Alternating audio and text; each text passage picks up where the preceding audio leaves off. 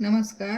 आज आपण बनवणार आहोत सोयाबीन खिचडी. त्यासाठी लागणारे साहित्य आहे ही मी सोयाबीन भिजवून असे पिळून घेतलेले इथं.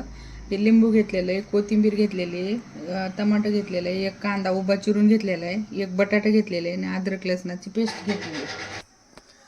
आता खिचडीसाठी लागणारं हे आपण तेल एक पळी घेतलेलं आहे. आता तेल गरम झालेलं आहे, त्याच्यामध्ये थोडे जिरे टाकून घेतले. नंतर उभा चिरलेला कांदा टाकून घ्यायचा. कांदा लालसर झालेला आहे थोडासा. त्याच्यामध्ये अद्रक लसणाची पेस्ट टाकून घ्यायची. लगेच टाका टमाटे, बटाटे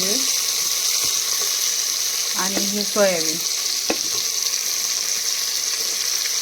चांगलं मिक्स करा. एक पळी ते दही, एक पळी दही टाकल्यानंतर चांगलं असं हलवून घ्या आणि त्याच्यामध्ये अर्ध लिंबू, एक चमचा लाल चटणी, जर तिखट पाहिजे असलं तर जास्त टाका, चवीनुसार मीठ, थोडीशी हळद टाकायचा. आता सुहानाचा बिर्याणी मसाला,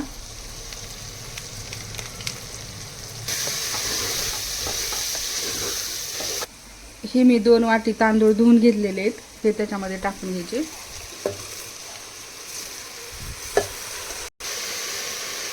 पाणी न टाकता अगोदर आपण हे सगळं एकजीव करून हलवून घ्यायचं. ही आता तांदूळ मी चांगले हलवून घेतलेले आहेत. तर त्याच्यामध्ये जसं आपल्याला नॉर्मल खिचडीला आपण पाणी टाकतात तेवढं टाकायचं पाणी. लगेच पाणी टाकल्या कुकर नाही लावायचं. थोडंसं असं पाणी आटू द्यायचं आणि नंतर कुकरचं झाकण लावून घ्यायचं.